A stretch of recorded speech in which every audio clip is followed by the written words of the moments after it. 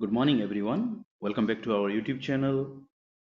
Today, I'm here to discuss about the 19th National Certification Examination for Energy Manager and Energy Auditor. This exam was conducted on September 2018. We'll discuss about the Paper-2 MCQs. Each question carries 1 mark. In the last session, we have discussed the 20th National Certification Examination MCQ question of Paper-2. So let's start. The first question was density of liquid fuel is measured by an instrument called. Here the right answer is hydrometer, because anemometer is used to measure the velocity and luxmeter is for the intensity of light. So hydrometer is the right answer. And I want to add something over here, that is the densimeter is used to measure the density of solid and decimeter is used to measure the density of gas. So here the answer should be B. Question 2. The measured oxygen in flue gas is 5.5% by volume. The excess air percentage will be very easy. As we know, excess air is equal to oxygen percentage divided by 21 minus oxygen percentage multiplied by 100.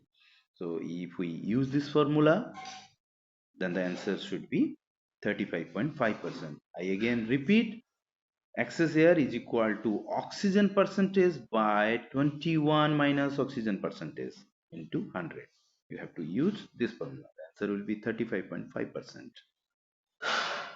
Question 3. The efficiency of reheating furnace operating at 10 ton per hour, consuming furnace oil to 30 kg per hour for reheating the material from 40 degree to 1100 degree centigrade, considering specific heat of material 0.13 kilocalorie per kg degree centigrade and calorific value of furnace oil is 10,000 kilocalorie per kg is.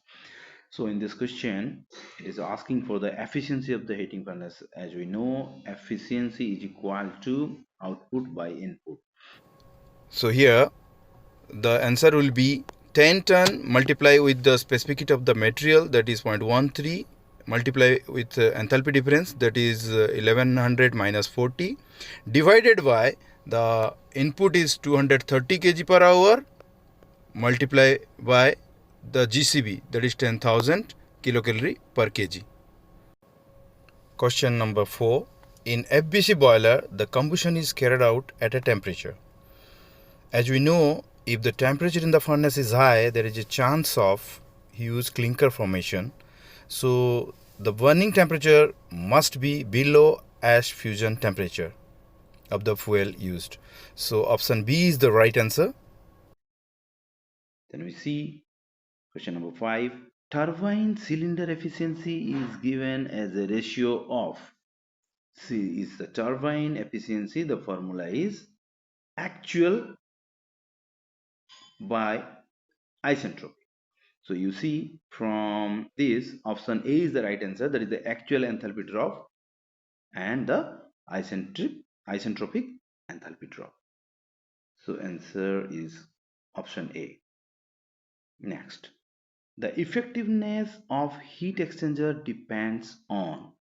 Options are specific heat of hot fluid, specific heat of cold fluid, inlet temperature of hot fluid, and LMTD. Here the answer, if you see all A, B, C, D, you can write anything, any option is the answer. So in this, you see, whoever is attempting this question, that time they are awarded 1 mark. So all options are right. Then question number 7. You see, efficiency evaluation requires. Here, efficiency evaluation requires ash in fuel, oxygen in flue gas, sulfur in fuel, NOx in flue gas. Actually, the option A is the appropriate answer. you can say more accurate. But here also all the four are right options. So if anyone is attempting this question and in any option, uh, that candidate can be awarded as 1 mark here also. Next, we'll go for question number 8. The evaporation ratio of coal-fired boiler is 4. Steam enthalpy is 640 kilocalorie per kg. Feed water temperature 55 degrees centigrade. Calorific value of coal 4000 kilocalorie per kg. The boiler efficiency is. This is also a very easy question. You see, the efficiency, boiler efficiency is equal to evaporation ratio multiplied by the enthalpy difference divided by calorific value of the fuel, because efficiency is equal to mcp dt or mcp enthalpy difference divided by mass of fuel used divided into gcv, as mass of steam produced divided by mass of fuel used is equal to the evaporation ratio. The formula changed to efficiency is equal to evaporation ratio into enthalpy difference divided by calorific value. So if we put all these data in that formula, you will get the answer. The answer is 58.5%. So C is the right answer. Again, I want to repeat the formula. Efficiency is equal to evaporation ratio multiplied by enthalpy difference divided by GCV. Here the enthalpy difference is 640 minus 55 degrees centigrade. Now, question number 9. Removal of dissolved gases from boiler feed water is called, it is deaeration, because deaeration is the process in which we remove the dissolved gases, non-condensable gases from feed water by feeding the pegging steam. So deaeration is the right answer. Now question number 10. Which one of the following is a high temperature heat recovery device? Here, if you'll refer the chapter number 8 of paper 2, waste heat recovery, there you see there the different definition of heat pump, heat wheel, heat pipe, it is already given. The answer here is option A, that is regenerator. Question 11. In reheating furnace, scale losses will. This is already discussed in the last question answer session also. The answer should be A, that is increase with excess air. That means if the excess air percentage will be increased in the furnace, then the reheating furnace, the scale losses will be there. Option A is the right answer. Then we next 12. Transfer of heat without a conveying medium is possible with. Here the B option is the right answer, because conduction requires a medium, convection also requires a medium to flow. But in radiation, the medium is not required. Here, conduction is through solid or liquid, then convection by physical movement of the air. So here, option B is the right answer, it's radiation. Question 13. Which of the following increases when high pressure steam is discharged to atmosphere? Very nice question. Here the answer should be specific volume, because whenever high steam pressure is directly discharged to atmosphere, it flash over and the specific volume increase very high. So the answer should be specific volume, D. Removal of condensate from main steam line is done to prevent. Here the option should be water hammer, that is option C, because if during charging of any line we have to first open the drain points, because in the drain point whatever condensate deposited over there, it should be first drained out. Otherwise, due to high temperature and pressure steam and this condensate, whenever it will be in direct contact, then there is a chance of water hemorrhage. Water hemorrhage is the right answer. Question number 15. The flash steam calculation. Flash steam quantity available depends upon. Here, if you see the formula flash steam available percentage is equal to the sensible heat of high pressure condensate minus sensible heat of flash steam divided by the latent heat of steam at lower pressure. So from this formula, again I want to repeat, flash steam available percentage is equal to sensible heat of high pressure condensate minus sensible heat of the flash steam divided by latent heat of steam at lower pressure. So from this formula, we came to know here the answer should be A, that is condensate pressure and flash steam pressure. The flash steam quantity depends upon. Then you see next question 16. Air venting in a steam system is required because air is an insulator. So B is the right answer. This same question also repeat in 20th exam. So option B is the right answer. Insulator. Air always work as an insulator. It prevent the heat transfer. Question number 17. Furnace wall heat loss does not depend on. Here, the furnace wall heat loss depends on temperature of the wall, velocity of air also it depends on, and thermal conductivity of wall. All option number A, B, C, furnace wall heat losses depend upon. So the answer should be here D. The material of stock to be heated on which furnace wall heat loss does not depend upon. And then we'll go to the next question. In a CFBC boiler, circulating fluidizing bed combustion boiler, I want to say here AFBC, atmospheric fluidized bed combustion, and CFBC means circulating fluidized bed combustion boiler. Here the question is, in a CFBC boiler, days are required to capture large recycled amount of bed material.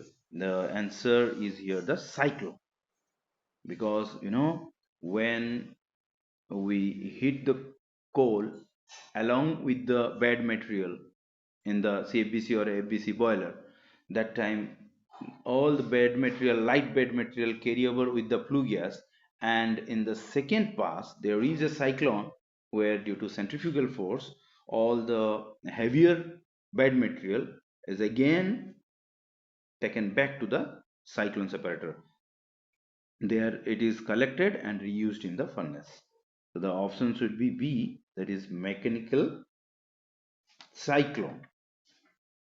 Then question, we'll go to the question number 19. It's a example for basic type of refractory. The last session also we have discussed the same. Basic type refractory means you can say chrome magnesite. In the uh, acid type refractory, the constituent is silica, semi-silica, like that. So now we have already discussed the refractory are of three types. It may be basic, may be acidic, may be neutral type.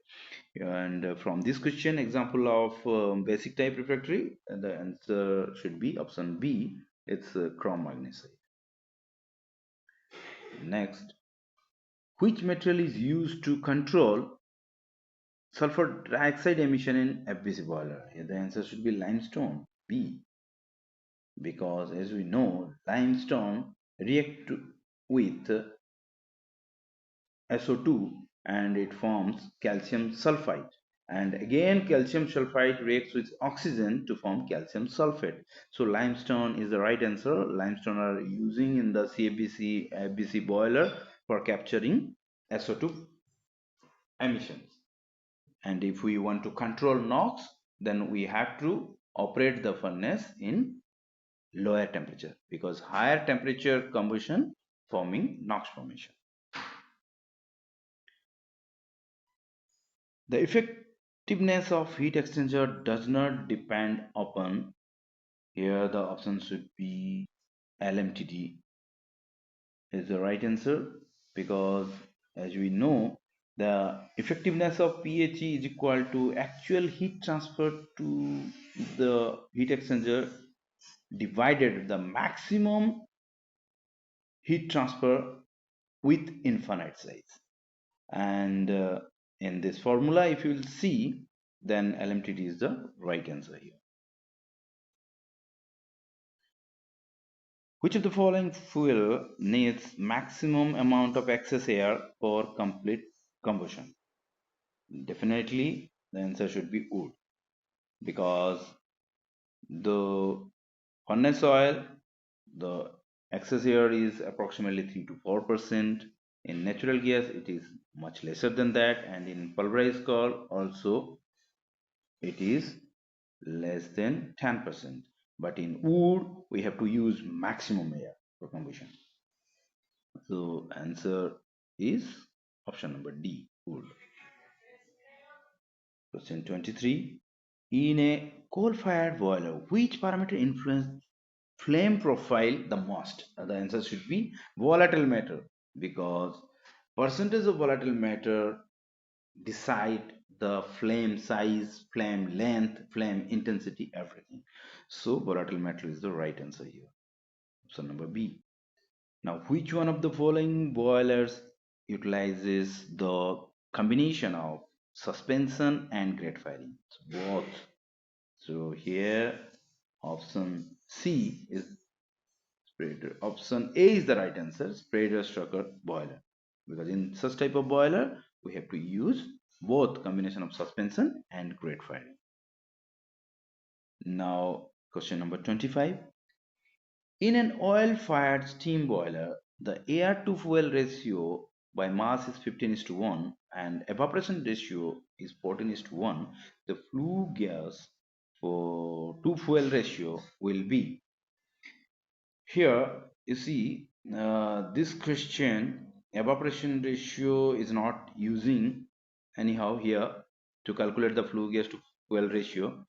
As we know, if the air ratio is 15:1, air to fuel ratio, then the flue gas forming is approximately 1.05 to 1.1 of the air, that is 16:1.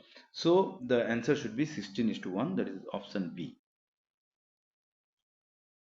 The maximum possible evaporation ratio of boiler from and at 100 degrees centigrade fired with coal having a calorific value of 4050 kilocalorie per kg and operating at 80% efficiency will be.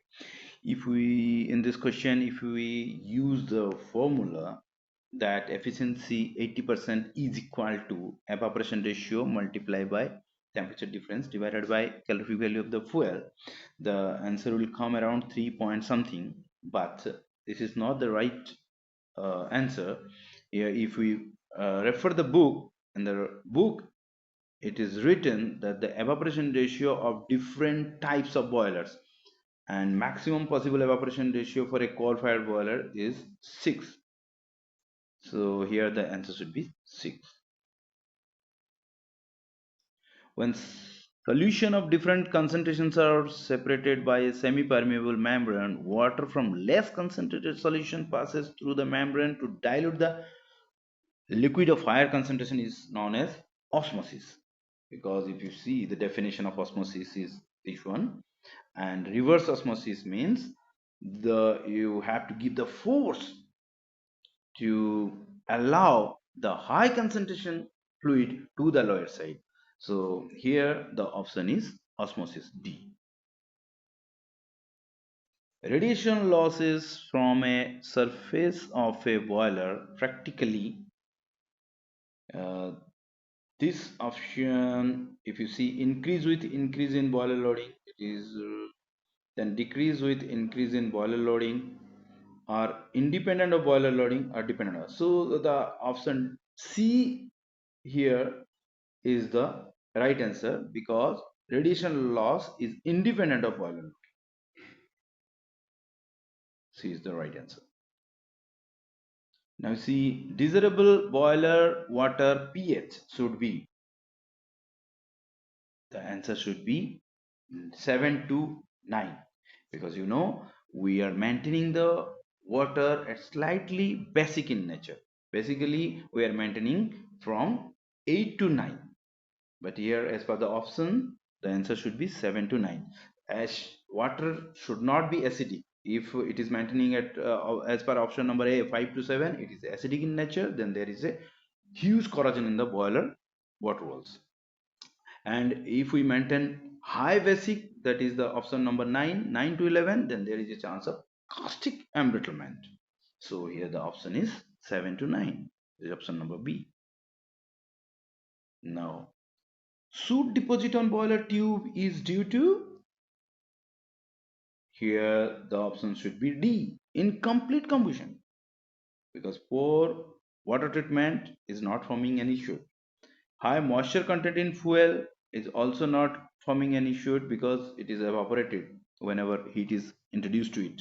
High excess air also not causing soot deposit. Only the incomplete combustion is the reason for the deposition of soot on boiler tubes. So option D is the right answer. 31. If 10% air is entrained in a steam system at 5 kg per centimeter square, then the saturation temperature of steam will be, the option should be A. If there is air, then the saturation temperature will be less than the saturation temperature. So option A is the right answer. Then should go for 32. This is in a pressure reduction valve, which of these does not change? If you see, whenever there is a valve and there is a reduction in pressure, then definitely temperature changes, pressure also changes, velocity also changes. Only enthalpy is having no difference. So the option D is the right answer here, enthalpy. So in pressure reduction valve, enthalpy does not change. Next, 33. Steam at 6 bar has a sensible heat 159.33 kilocalorie per kg and latent heat 498.59 kilocalorie per kg.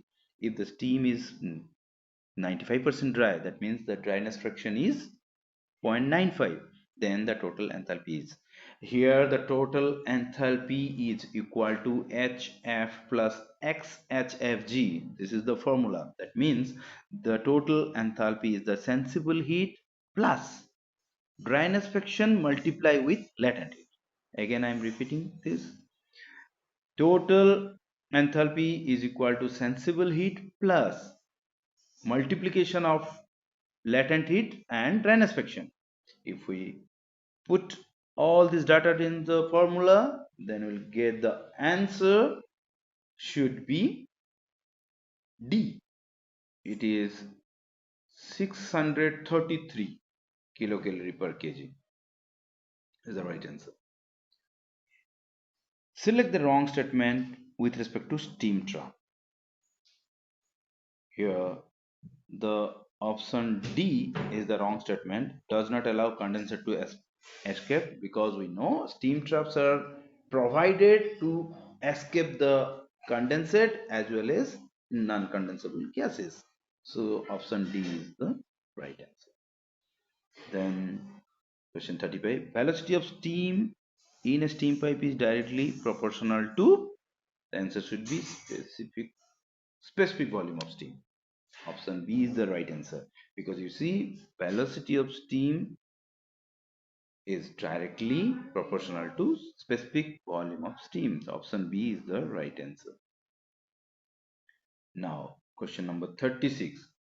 In a typical industrial steam distribution, the commonly used trap are thermodynamic type. I have already discussed it in the previous session.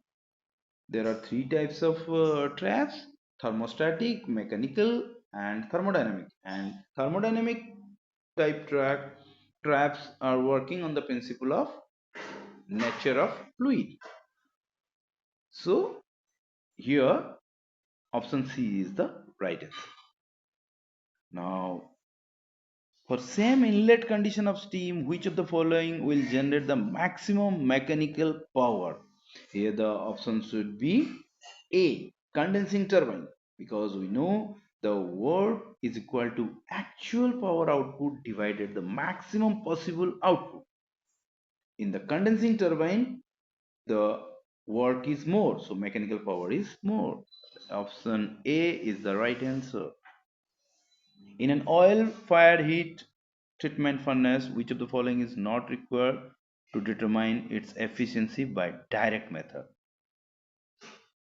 So here B is the right answer because we know efficiency in a direct method formula is equal to the weight of steam generated, or you can say weight of input material, divided by fuel consumption. You see, that means A by C, option A by option C, into enthalpy difference divided by GCB, means calculate value D. So option B is the right answer because it does not depend for calculating the direct method efficiency.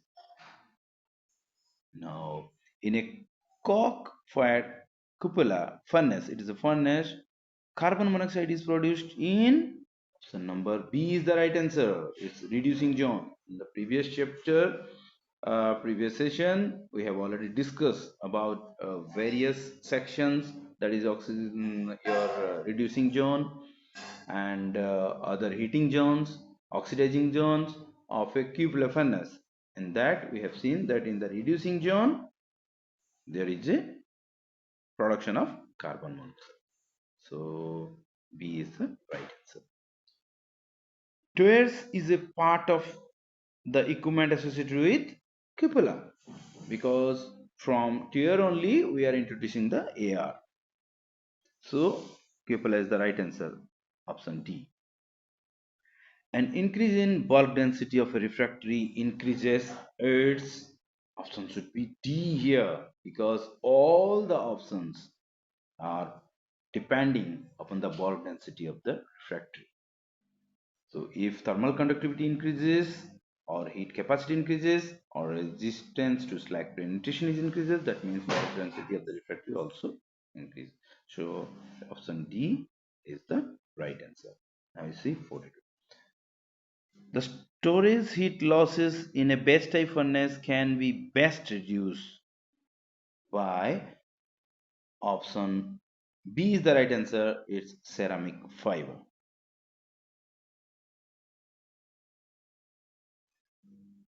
Now you see 43. Emissivity is a measure of material's ability to.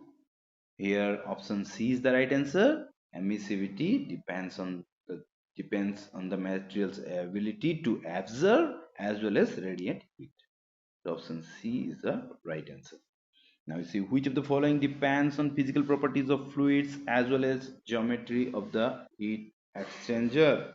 Here option A, overall heat transfer coefficient depends on the physical property of fluids as well as the geometry of heat exchanger. Option A is the right answer.